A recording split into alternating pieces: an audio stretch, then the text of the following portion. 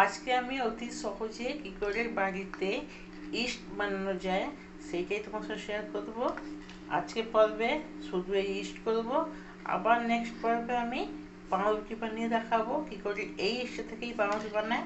তোমরা পুরো ভিডিওটা আমার সঙ্গে শেয়ার ভালো করে দেখতে থাকো, আর ভিডিওটি পুরো দেখার জন্য তোমাদের কাছে অনুরোধ রইল। নমস্কার বন্ধুরা, শিলা ফ্রি কুকিং ক্লাসেসকে সবাইকে অনেক অনেক স্বাগত।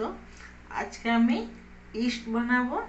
তো যে কোনো বেকারি আইটেম বানাবার জন্য, পাউরুটি হোক, ব্রেড হোক, পিৎজা হোক, এইসব বানাবার জন্য ইস্ট অনেক কাজে আসে।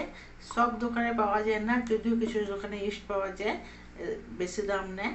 তো ঘরে কি করে কম খরচ দিয়ে মাত্র দুটো উপকরণ দিয়ে ভালোতে ইস্ট বানানো যায় অরিজিনাল, সেটাই বানিয়ে দেখাবো। তার জন্য একটা বাটিতে আমি গরম জল নিয়েছি, গরম মানে বেশি গরম না, উষ্ণ জল, হাত ছোঁয়া মতন জল নিয়ে নিলাম। এতে আমি দেব 1 চামচের মতন মধু। মধুর মধ্যে ভালো ব্যাকটেরিয়া থাকে, যেটাকে ইস্ট জমার জন্য ভালো সহায়ক হয়ে থাকে।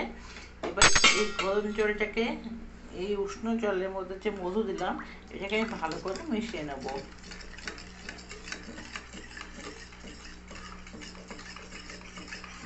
ভালো করে জলের মধ্যে মেশানোর পর যখন ভালো করে মিশে যাবে, এরপর এতে আমি ময়দা মেশাবো।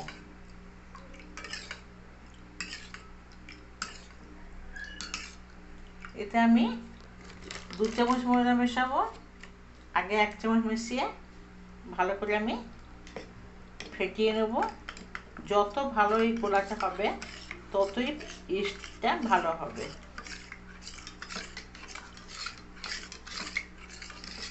যেমন গোলা রুটি হয় সেরকম একটা স্মুথ পেস্ট হবে।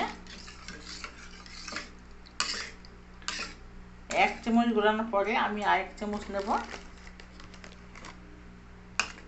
এরপর ভালো করে এটা গোল বানাবো।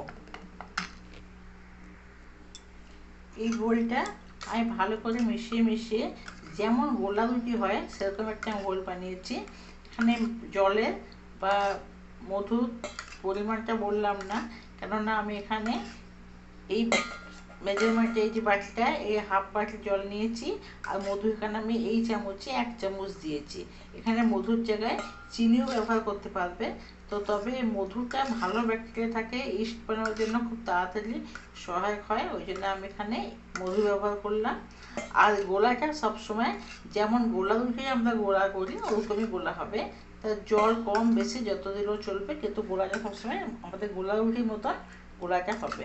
এরপর যত ভালো করে একটু মেশাবে তত ভালো ইস্টটা তৈরি হবে, অর্থাৎ স্মুথ পেস্ট হবে, যেন কোনো রকম এর মধ্যে ডালা বা লাম্পস থেকে না যায় সেটা লক্ষ্য করতে হবে।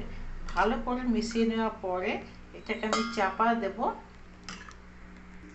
ভালো করে মেশানোর পরে আমি সেই স্টিলের একটা বড় বাটিতে আমি পুরো নিবুজ করে চাপা দিয়ে দিচ্ছি, যেন কোনো রকমের এয়ার এর ভেতরে না ঢুকে। চারিদিকটা বন্ধ করে চাপা দিলাম, আর উপরে আমি এরপর একটা উলের আসন দিয়ে দিলাম, যেন কোনো রকমের হাওয়া না যায়, একটা গরম একটা ভেতরে ক্রিয়েট হয়। তাহলে 10 ঘন্টা পরে আমি ফিরে আসে দেখাচ্ছি কিরকম ইস্ট তৈরি হলো।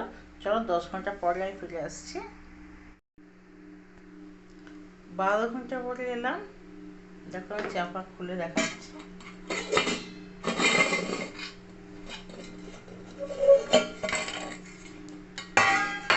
কি সুন্দর ফুলে গেছে, দেখো ফেনা সৃষ্টি হয়েছে একটা, এই যে দেখো এই সব ফেনা হয়েছে, এই যে এই ফেনাটাই হচ্ছে ইস্ট।